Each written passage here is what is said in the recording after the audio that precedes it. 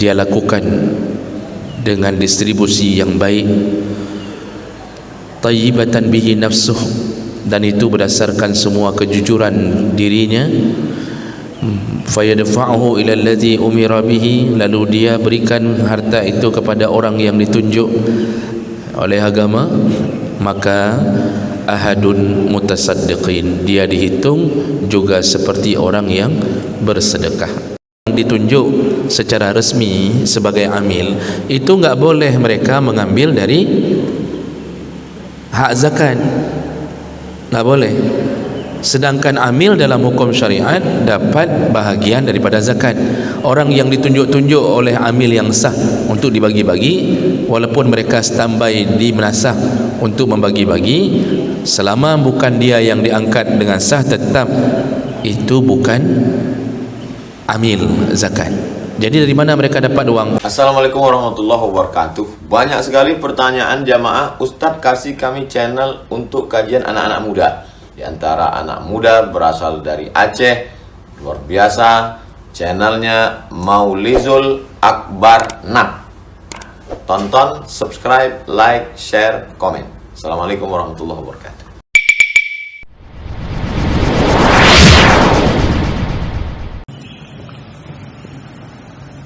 Innal hamdalillah nasta'inuhu wa nastaghfiruh wa na'udzu bihi min shururi anfusina wa min sayyiati a'malina, may yahdihillahu fala mudilla lahu wa may yudlil fala hadiya lahu. Asyhadu an la ilaha illallah wahdahu la syarika lahu wa asyhadu anna Muhammadan 'abduhu wa rasuluhul karim. Allahumma salli wa sallim ala nabiyyina wa sayyidina al-Mustafa Muhammadin wa ala alihi wa ashabihi ajma'in, amma ba'd. Rabbi shrah li sadri wa yassir li amri wahlul 'uqdatam min lisani yafqahu qawli. Segala puji bagi Allah, kemudian salawat dan salam pada Rasulullah, pada keluarga dan seluruh sahabat-sahabatnya. Jemaah subuh yang Allah muliakan insyaallah, di pertemuan kita sebelumnya kita sudah membahas tentang dosa yang akan, atau azab yang akan dihadapi oleh orang yang mempunyai perhiasan emas dan perak lalu tidak menzakatkannya. Kata Rasulullah, kalau itu gelang, maka Allah akan ganti gelang emas itu di akhirat dengan gelang yang terbuat dari api neraka dan dipakaikan kepada orang yang tidak membayar zakatnya, dan begitulah semua perhiasan yang lain. Baik, kita sambung berikutnya. Kita masuk ke judul yang baru, yaitu tentang at-targhib fil amal ala sadaqah bittaqwa wa tarhib min at-ta'addi fiha wal khiyanah. Ini judul ini akan membahas tentang anjuran untuk bekerja atau bertugas sebagai amil zakat bittaqwa, dengan penuh ketakwaan. Dan sekaligus judul-judul ini nanti akan membahas tentang at-tarhib fi ta'addi fiha wal khiyanah, yaitu ancaman bagi amil zakat yang melakukan pelanggaran atau penyelewengan sekaligus khianat di atas pekerjaannya. Baik, hadis yang pertama yaitu tentang anjuran untuk menjadi amil zakat. Arti anjuran di sini maksudnya Kalau memang kita punya kapasitas, menjadi amil zakat itu adalah sebuah hal yang baik dan dianjurkan. Berdasarkan beberapa hadis Nabi sallallahu alaihi wasallam, an Rafi' bin Khadij qala sami'tu Rasulullah sallallahu alaihi wasallam yaqul, aku pernah mendengar, kata Rafi', Rasulullah berkata, al-amil 'ala sadaqah bil haqq,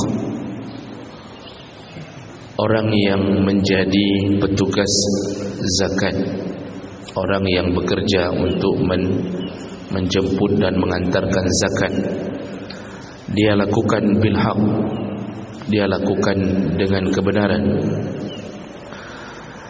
liwajhillahi ta'ala, dan dia hanya berharap wajah Allah, artinya dia berharap ridha Allah. Kal ghazi fi sabilillah azza wa jalla hatta yarji'a ila ahli, maka dia di saat itu seperti orang yang sedang berperang di jalan Allah sampai dia kembali ke keluarganya. Hadis riwayat Abu Dawud, Tirmizi, Ibnu Majah, Ahmad dengan derajat hasan sahih. Nah, ini hadis pertama yang menyatakan tentang kemuliaan orang yang bersedia untuk menjadi amil zakat. Kata Nabi, kalau benar-benar dia lakukan ikhlas karena Allah dan dia lakukan dengan kebenaran di atas garis yang telah ditetapkan Allah, maka dia bagaikan orang yang berperang atau orang yang berjihad fi sabilillah sampai dia kembali ke rumahnya. Maksudnya sampai selesai tugas itu baru dia dianggap selesai dari perang fi sabilillah. Nah, ini kemudian dibantu dengan hadis yang lain juga dengan derajat hasan li ghairi dari Abdurrahman bin Auf, qala Rasulullah sallallahu alaihi wasallam, Rasulullah berkata, al-amil iza ustu'mila fa akhadha al-haqq, petugas atau yang melaksanakan distribusi zakat, kalau dia mendapatkan tugas itu atau dipekerjakan, fa akhadha bil haqq, lalu dia melakukan tugas itu dengan penuh kebenaran,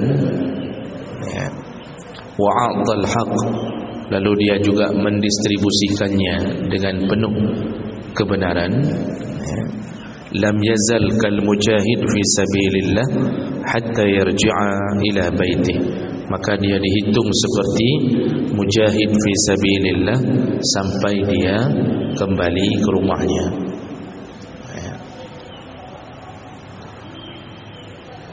Dalam hadis yang berikutnya, ini masih senada dari Abi Musa Al-Ash'ari anin Nabi sallallahu alaihi wasallam qala, innal khazin al-muslim al-amin alladhi yanqul ma umira bihi fayu'tihi kamilan muwaffiran tayyibatan nafsuh fayadfa'uhu ila alladhi umira bihi akhadha al-mutasaddiqin ahadum mutasaddiqin.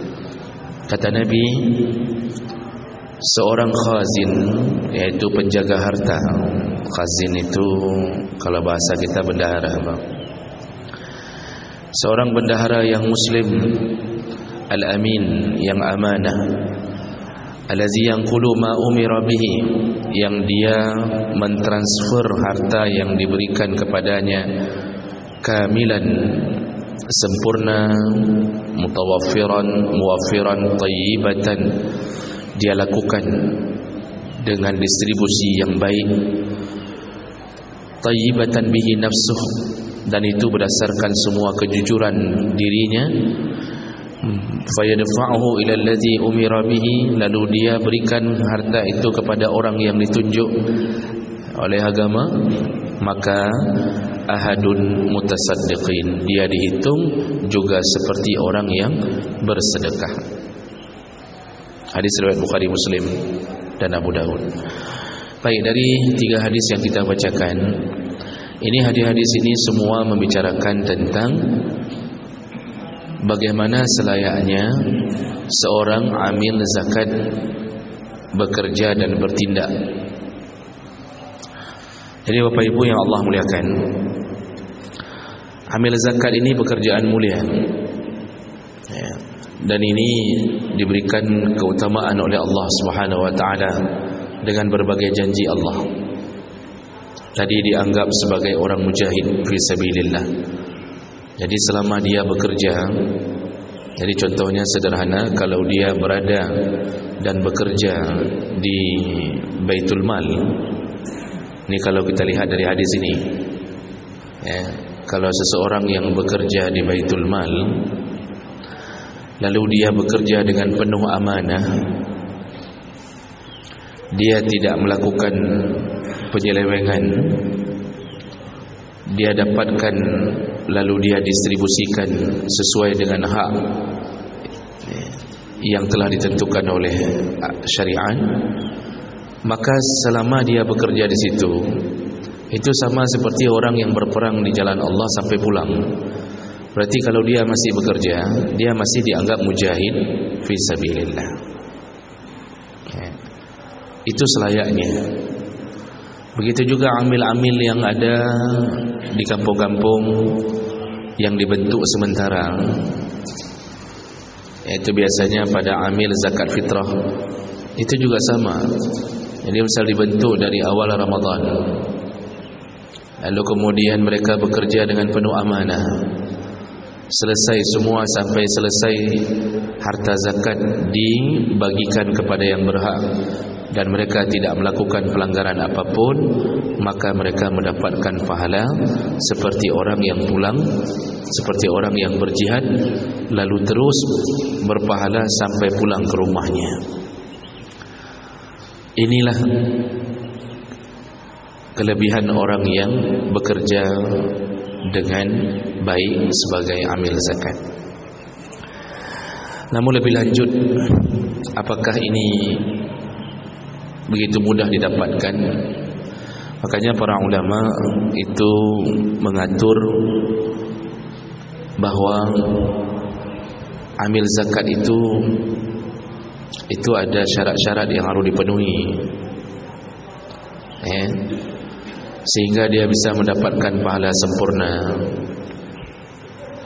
Dan diantaranya, amil zakat itu harus orang Islam, baligh, berakal, amanah, lalu kemudian dia orang yang faham fikih zakat, ya, orang yang faham fikih zakat. Dan nanti terakhir baru disebut amil, yaitu syaratnya yang paling utama selain syarat tadi adalah dia diangkat oleh pemerintah yang sah. Jadi diberikan tugas oleh pemerintah yang sah. Pemerintah yang sah di sini tentu presiden sebagai pemimpin negara yang dipilih dengan cara sah. Kemudian dibebankanlah tugas itu kepada pihak yang terkait yang ditunjuk oleh pemerintah, yaitu kalau sekarang di Indonesia Badan Amil Zakat dan Sedekah Nasional, Basnas atau LAZ, atau Baziswaf, yaitu lembaga-lembaga pemerintah yang sah yang menangani masalah zakat. Nah, jadi kalau ke area yang lebih kecil di kampung-kampung, maka Basnas kemudian mengizinkan kecil atau kepala desa untuk mengangkat amil zakat di kampungnya, karena kecil adalah perangkat pemerintah, maka itu sudah sah dianggap menjadi amil. Itu syarat yang paling utama dari sekian syarat yang tadi disebutkan.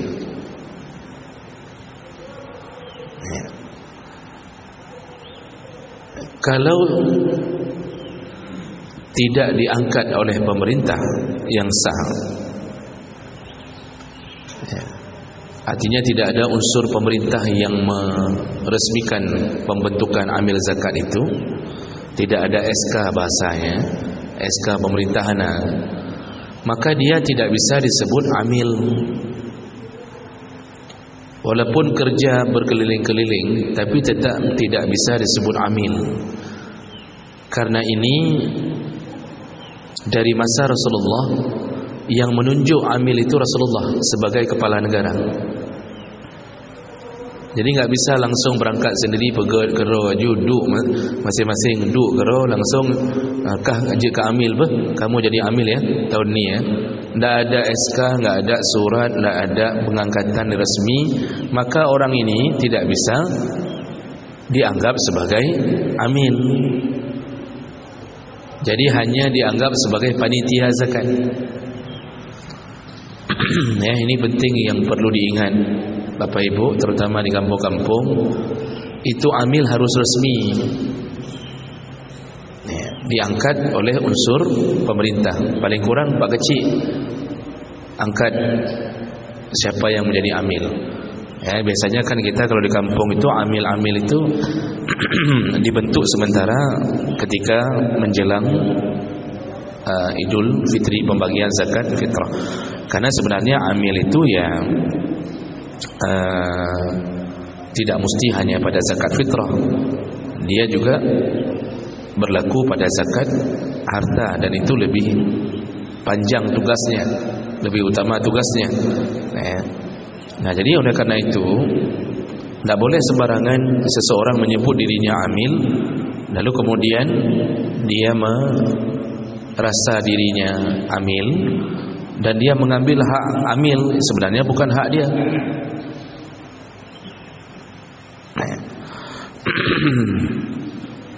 Apa ibu yang Allah muliakan, ya, kalau seandainya seseorang tidak mendapatkan legitimasi atau keabsahan dari pemerintah yang sah untuk menjadi amil, maka nama panitia zakat itu hanya nama yang dibuat untuk sekelompok orang ini tanpa izin daripada pemerintah. Dan ini akan berefek, ya, akan berefek. Yang pertama efeknya yaitu kelompok ini, panitia zakat yang hanya resmi, itu tidak disebut amil zakat. Itu efek pertama. Jadi bukan yang mendapatkan fadilah yang disebut oleh Nabi sallallahu alaihi wasallam. Perlu diingat kembali, Nabi tidak pernah memberikan izin seseorang mengutip zakat lalu mendistribusikannya kembali tanpa seizin Nabi. Jadi kerja juga roh, buka kelompok roh, kerja juga roh. Tidak ada itu. Maka mereka enggak dapat semua yang kasih tahu Nabi tadi, engkau akan dapat pahala sekian, enggak ada. Karena amil itu adalah perwakilan dari Nabi di masa Nabi. Sekarang perwakilan dari pemerintah yang sah.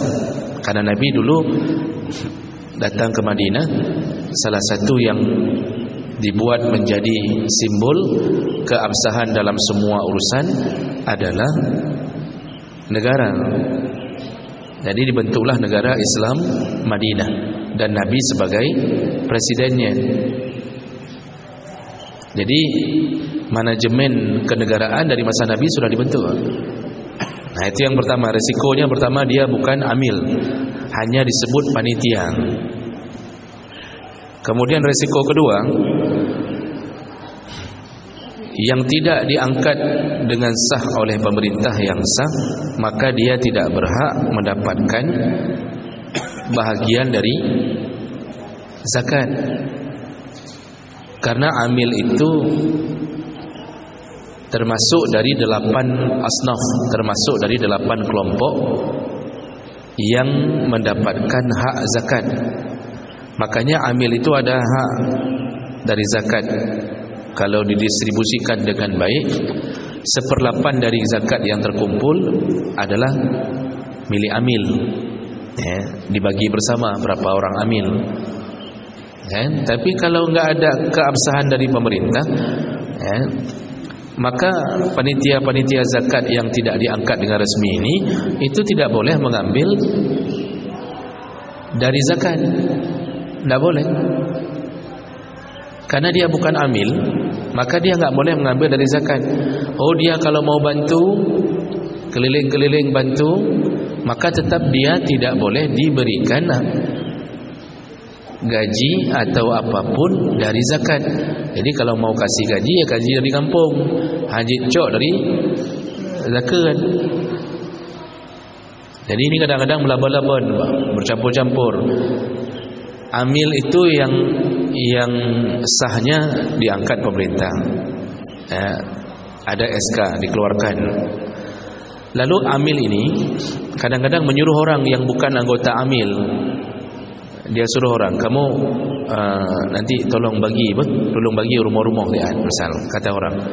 Maka orang-orang yang membagi ini, karena mereka tidak termasuk orang yang ditunjuk secara resmi sebagai amil, itu enggak boleh mereka mengambil dari hak zakat, enggak boleh. Sedangkan amil dalam hukum syariat dapat bahagian daripada zakat. Orang yang ditunjuk-tunjuk oleh amil yang sah untuk dibagi-bagi, walaupun mereka standby di menasah untuk membagi-bagi, selama bukan dia yang diangkat dengan sah, tetap itu bukan amil zakat. Jadi dari mana mereka dapat uang? Ya dari pengampung. Jangan ambil dari zakat, Pak. Jangan coba-coba mengambil uang zakat memberikan kepada orang yang tidak berhak untuk terima zakat. Kecuali orang yang bantu-bantu itu mereka masuk kategori yang lain seperti fakir, miskin. Nah, itu baru berarti dari sisi itu mereka dapat, bukan dari sisi amil. Jadi ini kadang-kadang ada sebahagian yang asal-asalan, cok ju peng deket, cok ju ke orang yang kena amil, cok ju. Padahal dia enggak berhak untuk mendapatkannya. Jadi yang berhak itu yang diangkat. Maka disitulah kadang-kadang terjadi kerancuan. Yang diangkat enggak kerja, malah suruh kerja orang lain. Tugas amil itu bagaimana Bapak Ibu? Amil zakat itu tugasnya menjemput lalu mengantarkan. Menjemput, mengantarkan. Kalau karena hari ini banyak sekali orang, maka tugas amil adalah seharusnya dari masa Nabi itu dijemput. Nabi utus orang menjemput ke rumah-rumah, ketok pintu rumah, bayar zakat, bayar zakat, bayar zakat. Lalu mensosialisasikan zakat, memberi pemahaman kepada yang belum faham zakat. Lalu kemudian amil pun diberikan izin untuk menindak orang yang menolak membayar zakat. Itu hak amil. Maka di masa Abu Bakar, ketika amil melaporkan bahwa suku atau bani fulan enggak mau bayar zakat, kata Abu Bakar, kalau mereka benar-benar tidak mau bayar zakat, kita perangi. Betul-betul diperangi oleh Abu Bakar. Yang enggak mau bayar zakat, Pak, dibunuh dengan perang oleh Abu Bakar karena dianggap telah melawan Allah Subhanahu wa taala. Siapa yang paling berhak menindak itu? Pemerintah yang sah melalui keterangan dari amil. Makanya amil itu boleh menindak orang yang sudah sampai waktu untuk bayar zakat tapi tidak bayar zakat, kecuali dia bayar sendiri. Kecuali dia bayar sendiri, itu tidak mengapa. Amil enggak mesti harus bayar ke pemerintah. Sekarang kita ada Baitul Mal, kita punya harta. Pertanyaannya, mana lebih bagus, bayar zakat melalui Baitul Mal atau bayar zakat sendiri, kita distribusikan sendiri? Para ulama menjawab begini, Pak. Harta itu ada dua dalam urusan zakat, yaitu yang pertama harta zahirah, namanya harta zahirah. Harta zahirah itu artinya nampak. Kalau istilah para ulama, zahirah itu yaitu harta ma la yumkinu ikhfa'uhu, yaitu harta yang tidak mungkin disembunyikan. Contohnya hasil perdagangan. Jadi kalau amil datang ke toko, dia lihat ini kan tokonya banyak lakunya nih, atau harta perkebunan, persawahan. Itu kan kalau amil bisa lihat langsung. Nyo harta drone kan? Lihat ni hasil buah-buahannya, lihat. Ni hasil sawahnya, lihat. Enggak mungkin disembunyikan. Itu disebut harta zahirah. Dikunjung ke toko-toko, ini udah bayar zakat belum? Ini kan banyak, ini isi dalamnya banyak. Kemudian penghasilannya dia lihat di buku, ini banyak. Maka itu disebut harta zahirah. Harta zahirah itu diutamakan untuk dibayar melalui pemerintah, walaupun tidak wajib. Yang kedua namanya harta batinah. Batinah itu harta yang yumkinu ikhfa'uhu, yang bisa disembunyikan. Maksud disembunyikan bukan kita menyembunyikan, tetapi enggak nampak harta itu sama orang. Contoh apa? Kita punya emas, perak, termasuk gaji. Ini harta batinah. Nah, yang model harta batinah itu tergantung keadaan. Kalau kita lihat kita punya amil yang zalim, amil yang enggak amanah, maka membagi sendiri lebih bagus. Misal kita berada di bawah pemerintah yang zalim, misal kita lihat kalau kita kasih ke Baitul Mal, zakat emas kita, zakat perak kita, kalau kita kasih ke Baitul Mal, hana mahu peng. Di saat seperti itu dibolehkan, bahkan lebih diutamakan bagi sendiri. Zakat emasnya bagi terus sendiri, Pak. Kasih ke kelompok yang masuk dalam mustahik zakat. Jadi enggak mesti hasil gaji kita kasih melalui lembaga. Karena kan biasanya di satu instansi sudah dibuat lembaga zakat, pengutipan zakat, dipotong langsung. Kalau dipotong langsung kita enggak bisa bicara apa-apa. Tapi kalau gaji itu keluar disuruh hitung sendiri lalu disuruh kasih, enggak mesti harus melalui instansi itu. Apalagi waktu kita lihat distribusinya apa yang dikasih ke istri-istri PNS misal, yang dikasih kepada orang-orang yang enggak berhak masuk zakat, kita lihatnya hana betulnya, maka enggak usah kasih, bagi aja sendiri, kasih aja ke saudara-saudara yang bukan tanggungan nafkah kita, yang betul-betul miskin. Malah kalau kita kasih ke instansi itu, saudara draw dah nak merempok. Nah, jadi ini Bapak Ibu yang Allah muliakan, ini perbedaan yang kedua, yaitu panitia zakat tidak boleh mengambil hak dari zakat kecuali dia jadi amil yang ditentukan oleh pemerintah. Yang ketiga, zakat yang diserahkan kepada amil itu sudah sah secara hukum meskipun amil belum menyerahkannya kepada mustahik. Nah, ini lihatlah Bapak Ibu bagaimana ketentuan para ulama. Kalau kita sudah serahkan ke amil yang resmi, sudah selesai, berarti kita sudah dianggap bayar zakat. Oh, masalah dia menipu, masalah dia tidak mendistribusikannya, itu urusan dia dengan Allah. Kita anggap sudah selesai. Tapi kalau kasih ke panitia zakat yang tidak resmi, lalu panitia itu melakukan penyelewengan, atau panitia itu tidak memberikannya kepada yang berhak, maka kita dianggap belum bayar zakat. Diingat baik-baik. Contoh zakat fitrah. Kalau kita sudah kasih zakat fitrah kepada amil yang ditentukan oleh kecil, oleh pemerintah yang sah, sudah kita kasih, rupaji sampai habis raya golong gebagi. Sudah habis masa untuk boleh bagi, Pak. Habis raya tumpuk bereh dalam masjid belum dibagi. Kita yang memberi zakat sudah sah karena kita memberikannya kepada amil sebagai perwakilan kita. Kita sudah sah dan amil pun termasuk mustahik zakat. Artinya kalau kita berikan ke amil, kalau bukan dia yang mewakili kita, berarti dia menjadi mustahik, orang yang boleh terima zakat. Sudah selesai. Lalu masalah mereka tidak mendistribusikannya, itu bukan dosa kita lagi, yang dosa amil. Tapi kalau kasih ke panitia zakat yang tidak sah, enggak diangkat dengan sah, jadi bentuk-bentuk baju gerong, lorong nyona panitia zakat lorong nyona, kita kasih dapat zakat tolong nyanyi, enggak diberi Pak, kita dianggap belum memberi zakat karena belum sampai ke mustahik. Kalau ke amil baru di tangan dia sudah sampai ke mustahik, karena dia salah satu daripada mustahik zakat. Makanya ini jangan sampai kita pikir kita sudah berzakat padahal belum zakat, gara-gara dipengut oleh panitia zakat, dipengut oleh amil itu dosa, kita dianggap sudah berzakat karena kita berikan sesuai dengan porsi yang telah ditentukan Allah kepada orang yang telah dipilih berdasarkan syariat. Dan juga efek berikutnya adalah seandainya amil keliru dalam mendistribusikan zakat, bukan kepada orang yang berhak, roh gejok ke orang kaya, ini salah satu kesalahan amil, bagi zakat ke orang kaya, keliru dia Pak, maka kita yang memberi zakat melalui dia, karena dia diangkat dengan sah, maka kita tetap zakat kita sah.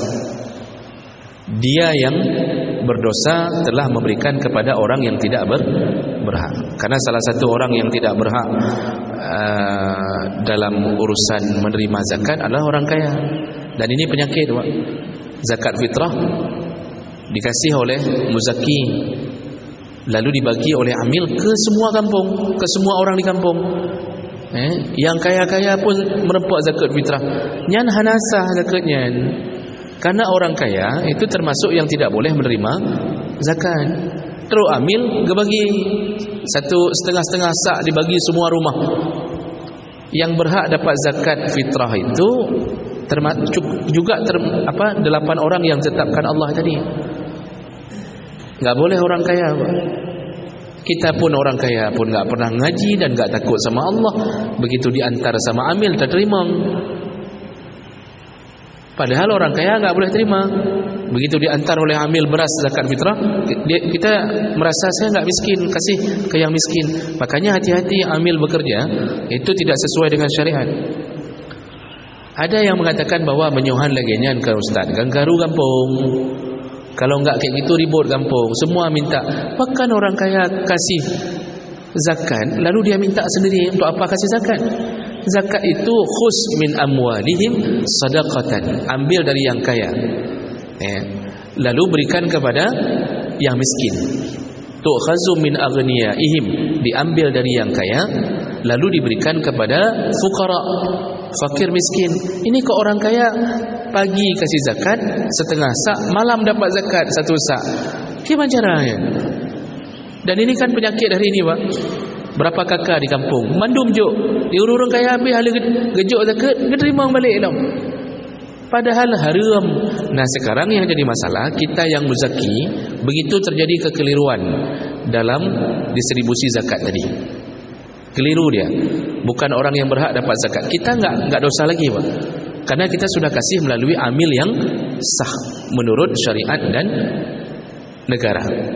Tapi kalau kasih ke panitia zakat bukan amil yang sah, kita kasih ke panitia zakat bukan amil yang sah. Termasuklah misal kita minta bantu orang, Iron nejuk baklum, ustaz tolong kasih tolong dibagi ya zakat saya sebentar. Boleh tidak boleh? Berarti saya dianggap perwakilan dari orang muzaki. Tapi saya bukan amil karena enggak ada surat saya menjadi amil. Bapak minta bantu saya, boleh. Kapan baru sah zakat itu dianggap? Ketika saya sudah selesai memberi kepada orang yang berhak. Masalahnya di ustaznya ke pajuh gero ke. Kan ada yang model begitu, Pak. Baik ni fikir urung kopiah mandumpah mak hana. Baik ni fikir urung meja kerung mandumpahan. Tajuk Pak Ustaz, tajuk Pak Tengku, rupanya enggak dibagi. Atau dia bagi bukan kepada orang berhak, dikasih ke saudaranya sendiri yang kaya-kaya. Maka kita sebagai muzaki, kita dianggap belum berzakat dan tidak sah zakat kita. Karena kita memberinya melalui panitia yang tidak sah, melalui amil yang tidak sah. Maka itu sangat berpengaruh kepada zakat kita. Maka oleh karena itu ketika Idul Fitri contohnya yang mudah kita hitunglah, itu zakat fitrah itu kasih saja ke amil yang sah yang sudah diangkat di kampung oleh Pak Kecik. Masalah untuk nak amil menj segala macam kok ana cocok nyan kita dianggap oleh Allah selesai, urusan kita selesai. Mereka tanggungjawab kepada Allah. Tapi kalau kasih ke panitia yang tidak sah, selama belum didistribusi kepada yang berhak atau terjadi kekeliruan, zakat kita dianggap tidak sampai, maka kita dianggap belum menunaikan zakat. Makanya amil baik bayang-bayang, amil itu harus orang yang amanah dalam menjalankannya. Baik, saya berhenti di sini. Ini permasalahan sederhana tapi penting, sering terjadi di kampung-kampung.